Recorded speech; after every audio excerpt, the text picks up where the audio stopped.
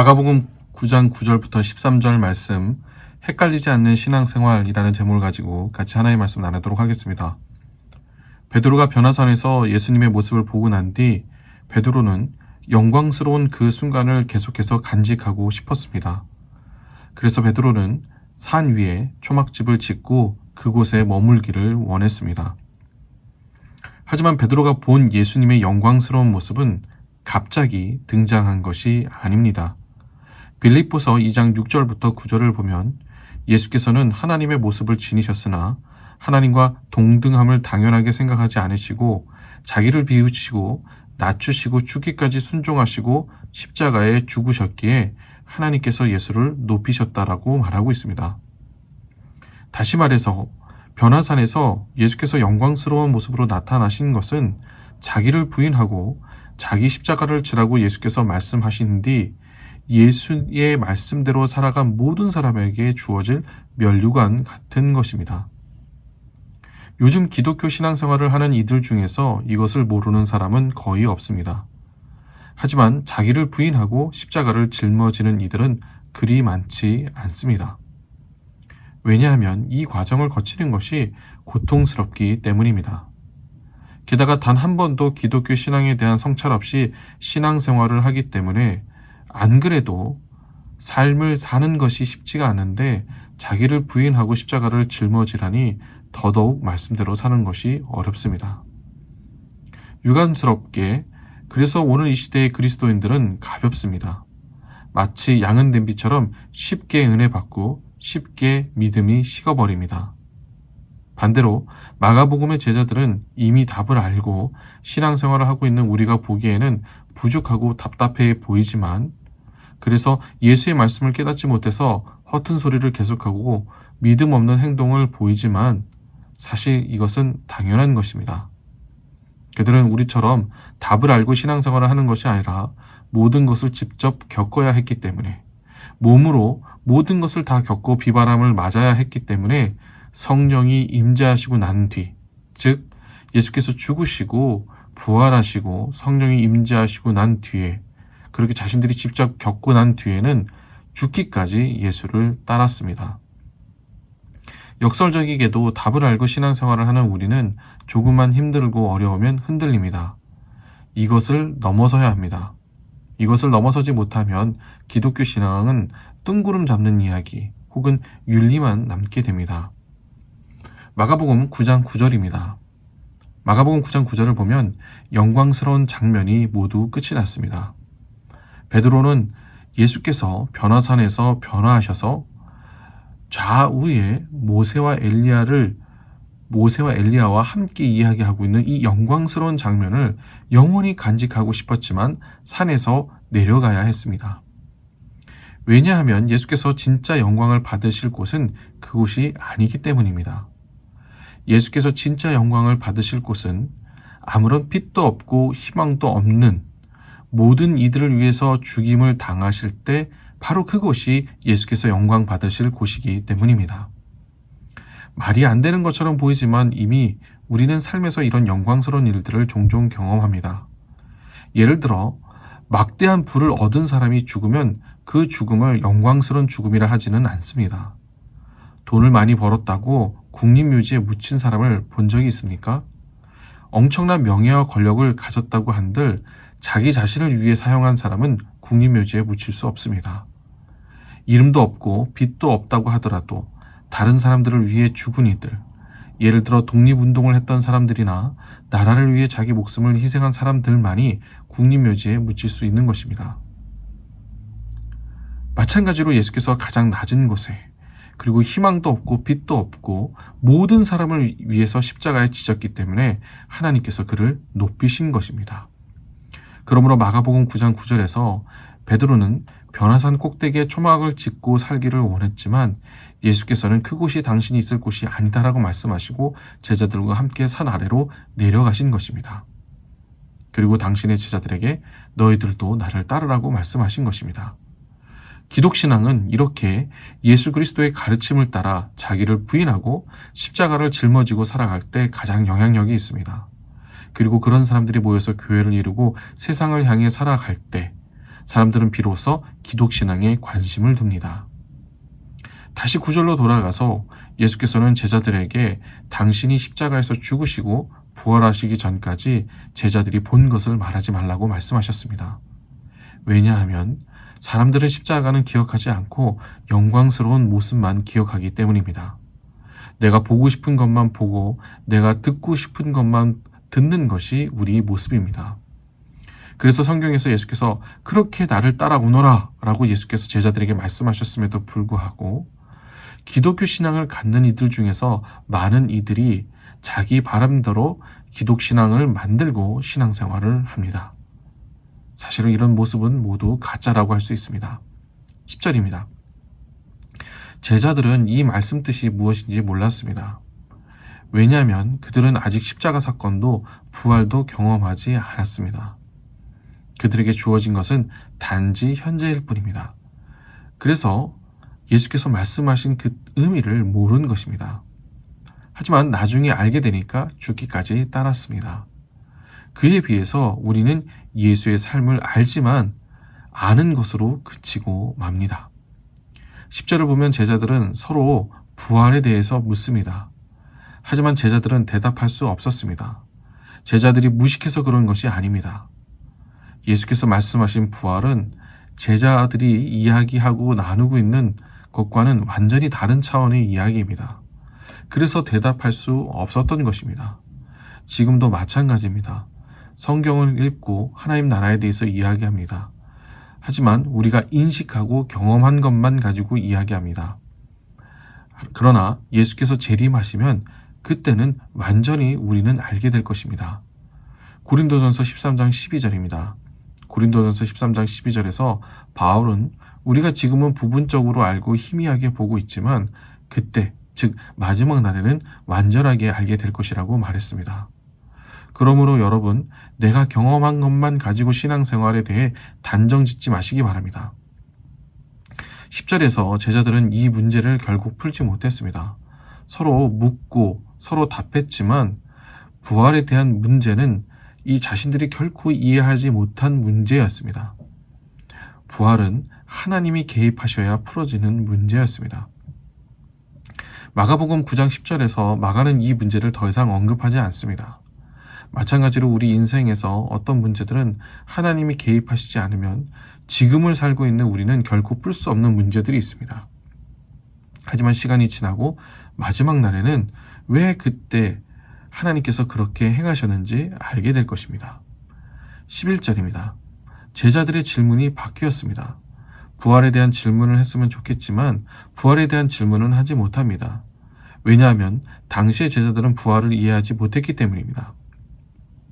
마가복음 9장 11절에서 제자들이 중요하게 생각한 문제는 율법학자들의 말이었습니다.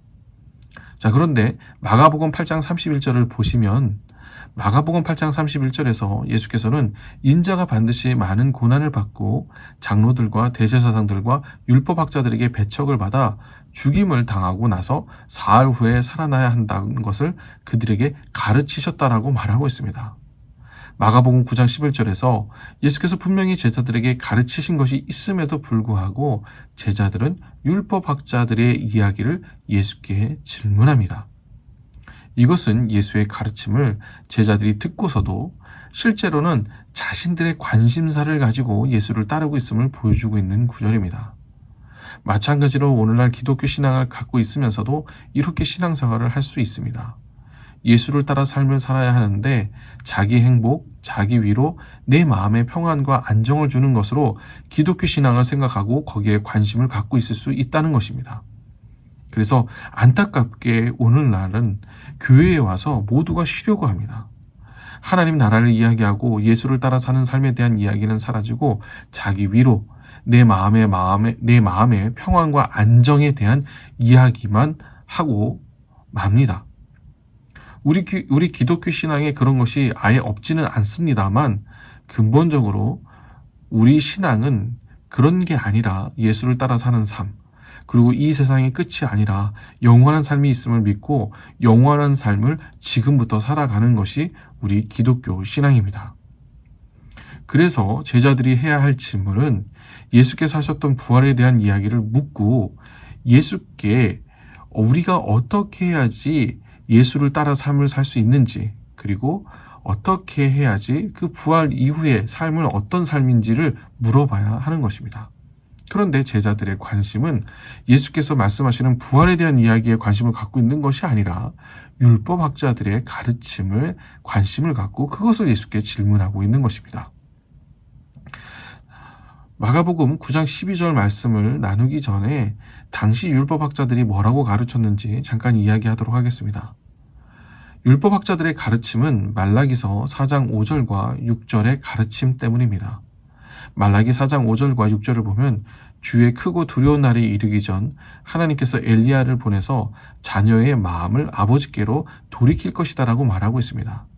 쉽게 이야기해서 주의 크고 두려운 날이 이르기 전 하나님께서 엘리야를 통해서 모든 사람들을 하나님께로 돌아오게 하겠다는 말씀입니다. 율법학자들은 이 말씀에 주목했습니다. 그리고 그것을 가르쳤습니다. 얼핏 보면 성경 말씀을 가르치니 좋은 것 같습니다만 바꿔 말하면 엘리야가 오기 전까지 내 마음대로 해도 된다는 이야기입니다.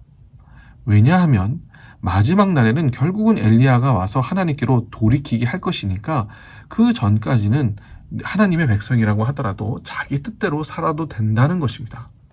오늘식으로 말하자면 하나님께서 마지막 때에 다 회개하게 하실 거라는 가르침입니다. 어떻습니까? 이렇게 설교를 듣고 이렇게 배우면 위로가 되지 않습니까? 제자들도 그래서 예수께 질문한 것입니다. 위로가 되는 말씀, 예수를 통해 다시 한번 확인받고 싶었던 것입니다. 그런데 이 말씀은 율법학자들이 자기중심적으로 말씀을 적용하고 풀어간 것입니다. 12절입니다. 예수께서 엘리야에 대해서 말씀하시고 다시 한번 당신의 고난과 멸시에 대해서도 말씀하십니다. 회복은 그냥 되는 것이 아니라 그리스도의 멸시와 고난을 통해 회복되어짐을 이야기합니다. 예수께서 제자들에게 하신 대답은 다시 한번 당신의 고난을 제자들에게 상기시킨 것입니다. 쉽게 이야기하면 자신들이 생각하고 있는 기독교 신앙 그 너머에 진짜 기독교 신앙을 예수께서 말씀해 주신 것입니다. 정리하겠습니다. 제자들이 자꾸 예수께 질문을 하고 자기 중심적으로 생각하고 행동하는 것은 아직 제자들이 예수를 믿는다는 것이 무엇인지 잘 모르기 때문입니다. 제자들은 그래서 예수께서 가르치실 때 알아듣는 것처럼 보이다가 다시 자기들 생각대로 행동했습니다. 왜냐하면 아직 예수를 믿는다는 것이 무엇인지 몰랐기 때문입니다. 아직 그리스도의 고난 그리고 부활 전이기 때문에 당연한 것입니다. 그런데 오늘날 이 예수께서 고난을 당하시고 부활하신 것, 그것을 모르지 않지만 헷갈린 채 신앙생활을 하는 이들이 많습니다. 마가복음 9장 11절에서 제자들의 질문처럼 엘리야가 와서 회복시켜 주겠지, 오늘날은 예수를 믿으면 자연스럽게 자동적으로 천국 가겠지 하고 신앙생활을 합니다. 혹은 부활과 종말을 믿지 않기 때문에 지금의 마음의 위로와 평안만을 생각하며 신앙생활을 합니다. 예수님의 가르침을 헷갈리면 이렇게 신앙생활을 하는 것입니다. 예수께서는 내가 곧 길이요 진리요 생명이라고 말씀하셨습니다. 이 말씀은 예수처럼 살아갈 때 그것이 이 삶으로 끝나는 것이 아니라 영원한 삶으로 이어진다고 말씀하신 것입니다. 그렇기 때문에 예수께서는 고난을 받으라, 자기를 부인하고 자기 십자가를 지고 나를 따르라고 말씀하신 것입니다. 말씀을 이제 마무리하도록 하겠습니다. 예수께서는 가장 가치 있는 삶을 위해서 생을 사셨습니다. 그것은 모든 인류를 위해 죽으시는 삶이었습니다. 그래서 삼령의 공생애는 온통 십자가를 향해 내달리는 삶이었습니다. 만약 예수께서 그렇게 십자가만을 향해 내달리고 부활 없이 끝나셨다면 예수께서는 가장 불쌍한 삶을 사셨을 것입니다. 하지만 부활이 있기에 모든 것이 회복되고 예수의 삶이 가치 있는 삶이 되었습니다. 예수의 죽음이 헛된 죽음이 아니라 부활로 인하여서 하나님의 정의가 있음을 보여주었기 때문입니다. 기독교 신앙인들도 마찬가지입니다. 행복하기 위해서 기독교 신앙을 갖는 이들은 없습니다. 왜냐하면 기독교 신앙은 행복이 유한하지 않다고 말하기 때문입니다. 행복이 유한하다고 말하기 때문입니다. 행복을 가만히 들여다보면 욕망이 채워지고 심리적으로 안정되면 행복감을 느끼게 됩니다. 욕망은 육체가 필요로 하는 욕구들입니다. 어느 것 하나 부족하면 사람은 불행하다고 느낍니다. 심리적으로 안정된 것도 내가 기대한 것, 바라는 것이 채워지면 안정이 됩니다. 간단히 말하면 행복한 것은 지극히 내 감정에 따라 좌지우지 된다는 것입니다. 그래서 고등 종교는 감정에 따라 좌지우지 되는 것이 아니라 내 욕망에 따라서, 내 욕망의 채워짐에 따라서 좌지우지 되는 것이 아니라 보다 더 가치 있는 삶을 이야기하고 그런 삶을 지향하는 것이 고등 종교입니다. 단지 내 욕망에 따라서, 그 욕망의 채워짐에 따라서 좌지우지 되는 것은 우리식으로 따지면 무속신앙입니다. 원시적인 신앙입니다. 왜냐하면 욕망에만 충실하기 때문입니다. 고등 종교 중에서도 불교는 가치 있는 삶을 위해서 비워냄을 이야기합니다. 원래 아무것도 없으니 다 비우라는 것입니다. 고통, 번뇌도, 삶도 사실은 아무것도 없다는 것입니다. 하지만 기독교는 고난을 받으라고 말합니다. 그리고 내 이웃을 내 몸처럼 사랑하라고 말합니다. 그러기 위해서 고난을 받으라고 말합니다. 그리고 예수처럼 삶을 살라고 말합니다. 지금 삶이 끝이 아니라 영원한 삶이 있다고 말합니다. 그 삶을 우리가 다 알 수는 없지만 영원한 사귐이라고 말합니다. 그래서 사귐이 영원하려면 서로 사랑해야 한다고 말합니다. 그래서 기독교는 고난을 가르치고 감당하라고 말합니다. 사귐은 자기 부인과 십자가 없이는 불가능하기 때문입니다. 인간관계가 유지되는 것은 사실은 서로를 참고 인내하기 때문에 유지되는 것처럼 함께 식사를 하고 옷을 입고 나와서 일을 하고 먹고 사는 것은 나를 포함한 누군가의 자기 부인과 십자가로 인해서 그런 것처럼 하나님 나라 역시 하나님이 자기를 부인하셔서 우리를 용서하시고 자기를 들이셨던 것처럼 그렇게 예수의 길을 따라 사는 사람만이 영생을 누릴 수 있음을 성경은 말합니다. 그러므로 형제자매 여러분, 헷갈리지 마시고 행복만을 위해서 기독교 신앙을 갖는 것이 아니라 자기 부인, 자기 십자가를 지고 예수를 따르는 신앙생활을 하시기를 주의 이름으로 축원합니다. 다음 주에 뵙겠습니다.